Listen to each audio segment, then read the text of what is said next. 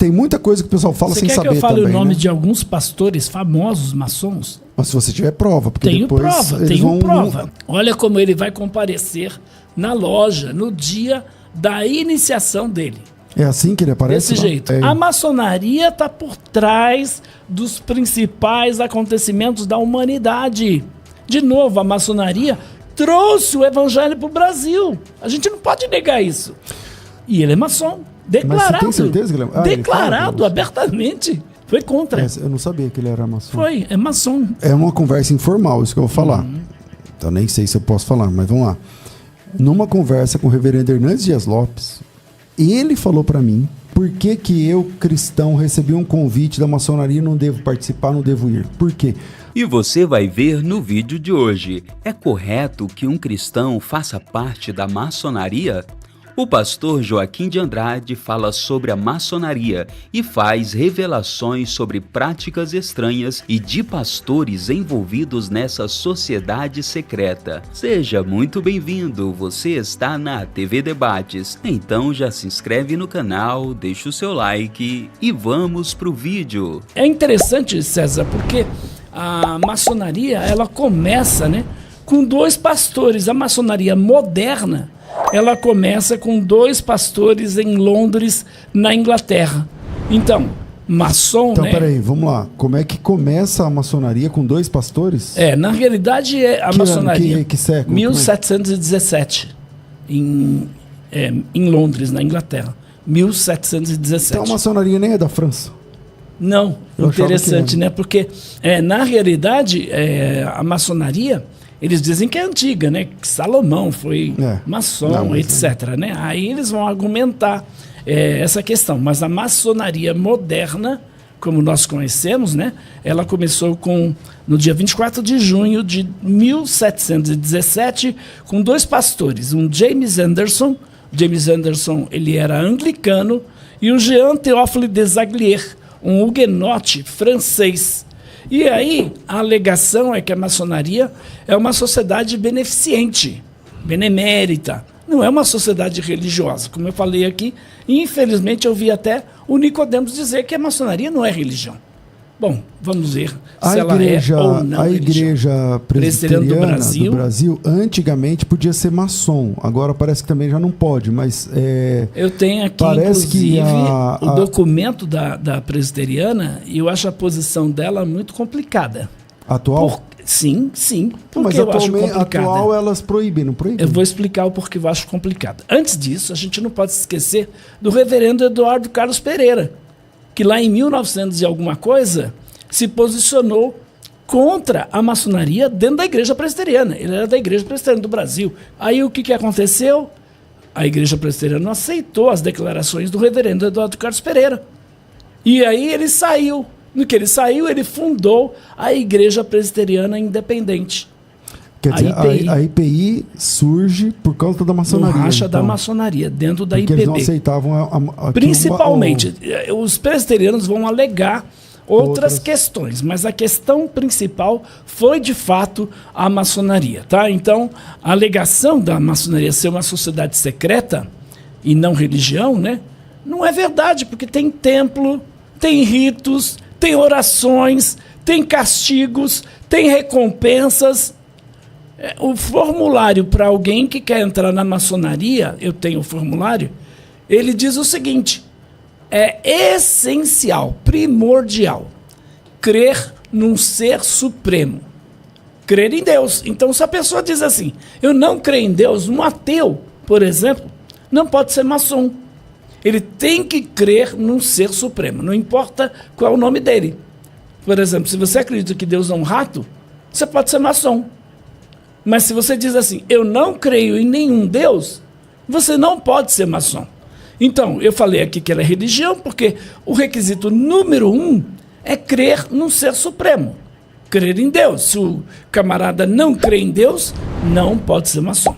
Outro argumento que a gente pode usar aqui é a própria questão da maçonaria. Por exemplo, falar de Deus, falar de templos, falar de ritos, falar de orações, falar do volume do conhecimento sagrado. O Brasil é um país chamado cristão. Então, no Brasil, O volume do conhecimento sagrado da maçonaria é a Bíblia. Mas se você vai para um país budista, é o Tripitaka. Se você vai para um país muçulmano... Então ele aceita o que é maioria... É o Alcorão. Dependendo do país onde a maçonaria está. Ela está em quase todos os países do mundo. É uma influência muito grande. Dependendo do país onde ela está, tem um livro sagrado.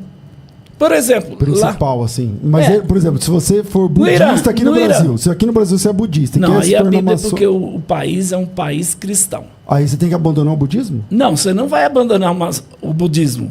Porque a maçonaria é ecumênica. Então, mas se eu sou budista e quero ser maçom, eu posso continuar budista sendo maçom? Sim, budista, muçulmano, macumbeiro, o que você quiser, não tem problema. Porque a maçonaria é ecumênica. Ela diz que não é religião justamente por isso, para agregar pessoas de todas as religiões. Entendi. Entendeu? Então, é interessante porque a maçonaria, ela trabalha com o ocultismo. E aí, na maçonaria, você tem a cabala, você tem a numerologia, você tem a astrologia, você tem a mitologia. E quais são as principais incompatibilidades, Joaquim? Tipo assim, por que eu, cristão, recebi um convite da maçonaria e não devo participar, não devo ir? Por quê? Fala algumas razões. Primeiro... Então, é uma religião ecumênica. Então, aceita pessoas de todas as crenças. E você continua na tua crença. Tá? Você vai adorar Gadu, que na visão deles é o grande arquiteto do universo. Que mais tarde, lá no grau 18, você vai descobrir que é Jabulon. Quem é Jabulon? Jeová dos hebreus, Baal dos cananeus e Osíris dos egípcios. Então, é uma religião ecumênica quando a Bíblia diz em Amós, capítulo 3, verso 3, andarão dois juntos se não estiverem de acordo. Então, a Bíblia condena abertamente o Deus da maçonaria é uma miscelânea de divindades. De divindades, isso mesmo. Certo. Agora vem a questão de quem é Deus dentro da maçonaria. Isso é extremamente importante. Então, o grande arquiteto do universo. E aí, esse Deus... pode ser qualquer Deus. Tiago 2,9 é totalmente contra isso. Ela fala de Jesus? Fala. Ela fala, fala. Quem é Jesus? Sim. Jesus é apenas mais um fundador de religião. Como foi Buda, como foi então, Maomé. Jesus e Buda estão em pé de igualdade. Jesus, Buda, Maomé, Pitágoras, Confúcio, qualquer um desses aí, está no mesmo nível. Então, todos eles foram mestres de uma grande verdade. Então, a verdade dentro da maçonaria não é absoluta. Não pode pregar Jesus dentro da loja, porque a loja proíbe todo tipo de discussão dentro da loja. Eu falava numa cidade... Então você não pode evangelizar? Não, eu falava numa cidade chamada Feira de Santana, falava ali numa conferência do Seminário Batista, uma semana de atualização teológica. Eu não sabia, mas alguém já tinha me falado, né? Que o Deão era maçom. Deão do seminário. E eu fiz uma semana de atualização teológica falando de apologética. Aí um aluno falou para mim assim, pastor, e a maçonaria? Eu disse, a maçonaria é uma seita ocultista. Aí ele diz assim, mas qual é o problema de um cristão ser maçom? Eu apresentei os problemas. Aí, depois da minha palavra, o Deão tomou a palavra e disse assim, todo mundo aqui na cidade sabe que eu sou pastor batista, sabe que eu sou o Deão do seminário e sabe que eu sou maçom. Eu estou ali dentro da maçonaria para fazer um trabalho de evangelização aos meus irmãos maçons. Aí eu perguntei para ele, quantos maçons você já tirou da maçonaria? Ele disse, por enquanto nenhum, estou fazendo um trabalho de formiguinha lá dentro. Não é verdade, não pode falar de Jesus lá dentro. Não pode pregar Jesus. Não pode falar lá dentro, proibido. Mas, por exemplo... não, a pode falar dele como um líder religioso. Uma vez que ele tenha Você pode falar dele como uma boa pessoa, mas dizer que ele é a salvação, caminho, a verdade e a vida, mas não. Uma vez que a pessoa tem esse vínculo, ele pode falar de Jesus para os amigos dele fora da loja, né? Sim, aí fora da loja, mesmo que ele fale, ele vai estar transgredindo a ordem da loja. Porque a ordem da loja não é para ele falar de Jesus para eles, é não falar. É proibido, dentro da loja, toda e qualquer discussão sobre religião. Nem o muçulmano pode dizer que Maomé é um profeta de Deus, o único profeta de Deus. Que Alá é o único Deus. Não pode, porque a religião é ecumênica. Entendi. Então, a religião, a maçonaria, proíbe toda e qualquer discussão religiosa dentro da loja. Agora, se você tem um amigo e você é maçom e seu amigo também e quer falar para ele, aí é outra história. Mas mesmo assim você está impondo a sua religião, porque eles proíbem, tá? Agora vamos imaginar o pastor da igreja evangélica, Assembleia, da igreja Betesda lá, o pastor da igreja Betesda. Aí ele se torna, recebe o convite, aceita o convite e vai para o ritual de iniciação. Olha como ele vai comparecer perante o ritual da iniciação. Coloca aí esse cidadão que está com a venda nos olhos, por favor.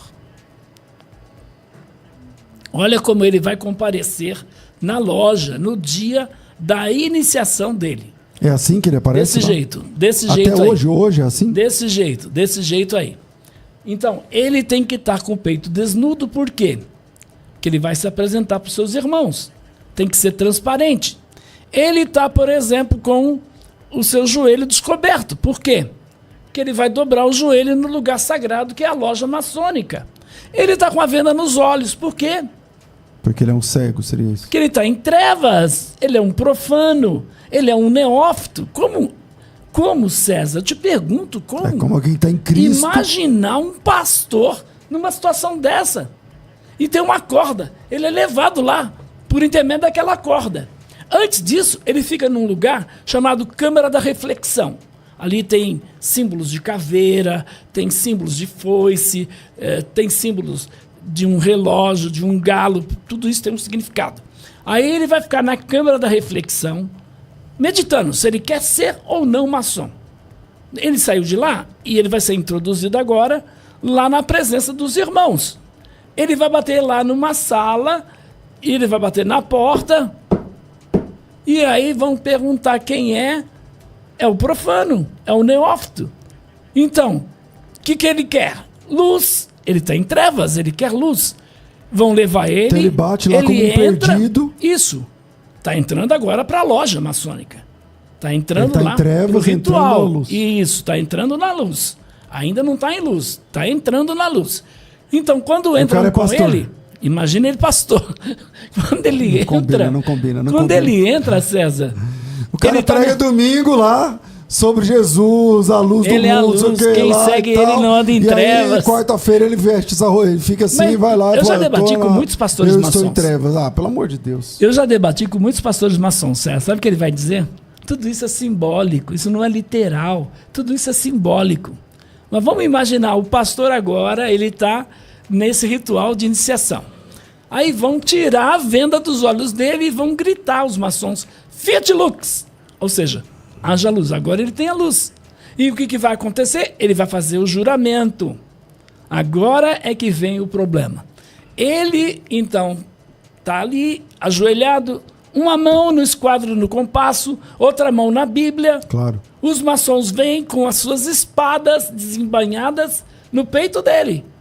E ele vai fazer o juramento. Agora, veja, este pastor que é chamado de profano, então tem um uso de um avental, que significa o quê? Pureza de vida, conduta, de coração, de consciência. Aí agora ele vai fazer o juramento. Eu, César Cavalcante, juro e prometo de minha livre vontade, pela minha honra e pela minha fé, nunca revelar qualquer dos mistérios da maçonaria. Se violar esse juramento, que me seja arrancada a língua, o pescoço cortado, sendo declarado sacrilégio para com Deus e desonrado para com os homens.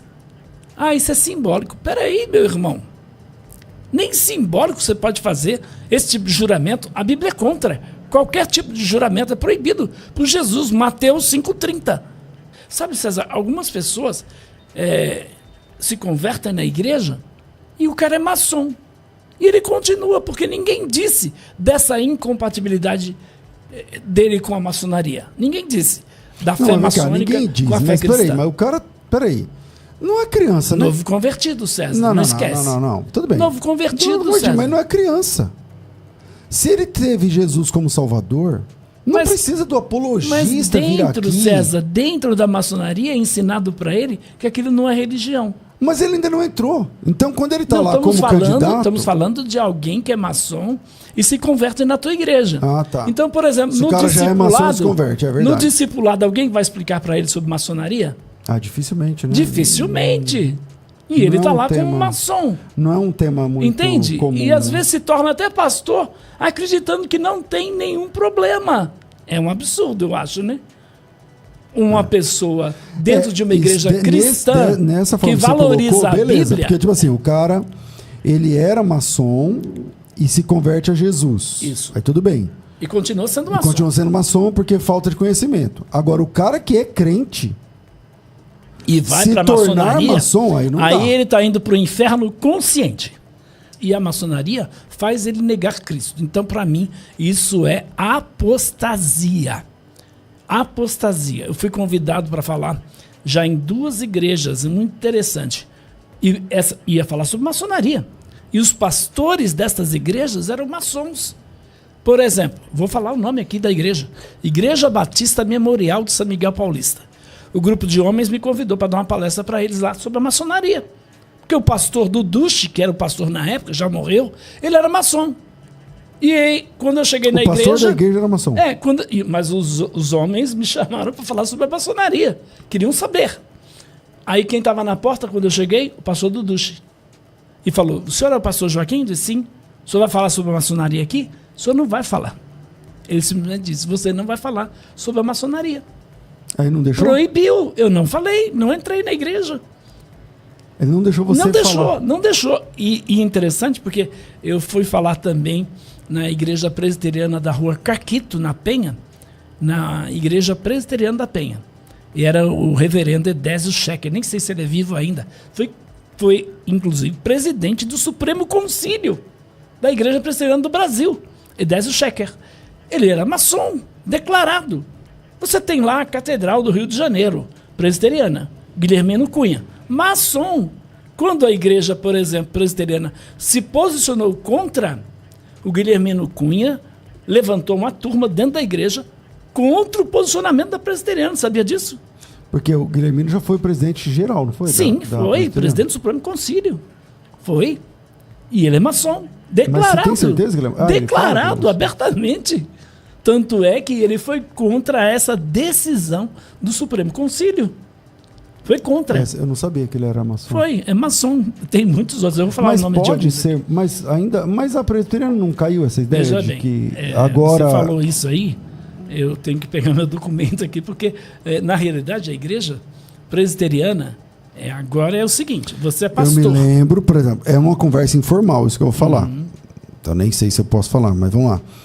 Numa conversa com o reverendo Hernandes Dias Lopes, ele falou para mim que, inclusive, foram através de uma propositura dele, alguma coisa assim, que agora a presbiteriana não aceita maçons, né? Aí eu não sei, aí tem que ver com quem é presbiteriano, eu não sei. As decisões novas, tal, realmente eu não sei. Mas essa informação eu tenho aqui na minha memória, assim, de uma conversa com o Hernandes. O Hernandes, de fato, foi... É contra. Foi um dos que assinou o documento do Supremo Concílio. Proibindo Mas, que de novo, na realidade, a posição da igreja é a seguinte, César. Você é pastor, maçom, está dentro da igreja presbiteriana, a igreja presbiteriana vai aconselhar você a deixar a maçonaria. Aí você diz, não, eu vou continuar maçom. Tudo bem, você continua. Eu quero entrar para a igreja presbiteriana. Eu sou pastor, maçom. Tem que abandonar. Mas eu tô lá dentro e sou maçom. Você não vai ser expulso. Tipo assim, você é batista, na igreja batista tem maçons. Praticamente todas as denominações têm. Oficial é proibido na batista, é proibido na presbiteriana independente, então nem se fala. Não, lá não tem mesmo. Duvido, é possível, mas eu duvido. Então, Assembleia de Deus, batista, presbiteriana, luterana é proibida, mas tem, com toda certeza tem. Anglicana, episcopal, metodista, tudo tem. Assembleia. A maçonaria está por trás dos principais acontecimentos da humanidade. De novo, a maçonaria trouxe o evangelho para o Brasil. A gente não pode negar isso. Tem muito também folclore, né, Joaquim, nesse negócio, né? Sim. Porque, por exemplo, fulano é maçom, não sei o que, não tem prova nenhuma, não é e tal. Tem muita coisa que o pessoal fala Você sem quer saber que eu fale também, o nome né? de alguns pastores famosos maçons? Mas se você tiver prova, porque Tenho depois prova, eles tenho vão, prova. Pode ser que eles não gostem dessa ideia. Maciel, por exemplo. Isaías Maciel. Tá, prova aí. Mostra aquele senhor que está todo paramentado. Mostra Isso. o texto. Mostra a foto aqui. Porque contra fotos, não há argumentos. Não. Quem é esse aí? Esse aí é um outro lá de Goiás. Olha o Fanini aí, ó. Esse aí é o Nilson do Amaral Fanini. Pastor Batista. Pastor Fanini. Olha ele aí, ó. Isaías Maciel. Esse é pastor. É. Ele pastor. é da onde? Do Rio de Janeiro. Do Rio de Mas eu não Janeiro. Foi conheço. senador, inclusive, se eu não me engano. Mas ele é de qual igreja? Não sei, agora eu não sei a igreja dele. Mas a gente tem vários outros. João Campos, deputado. Tem o Kester, também tudo da Assembleia de Deus de Madureira. Tem vários, infelizmente vários. Aquele que foi preso lá, o Cunha. O Cunha. Eduardo Cunha. Isso. Ele é maçom? É maçom. Eu não sei se ele é assembleiano, não. Acho que ele não é. Assembleiano. Não sei se ele é Madureira. É. Acho que ele virou da Madureira depois, mas ele era. Bom, não sei, acho que ele era. Ah, não lembro. Não sei. Mas enfim. É isso aí, meus amigos. E você, acredita que um cristão também pode ser maçom? Então deixa o seu comentário aqui abaixo, se inscreve no canal, compartilha este conteúdo e até o nosso próximo encontro.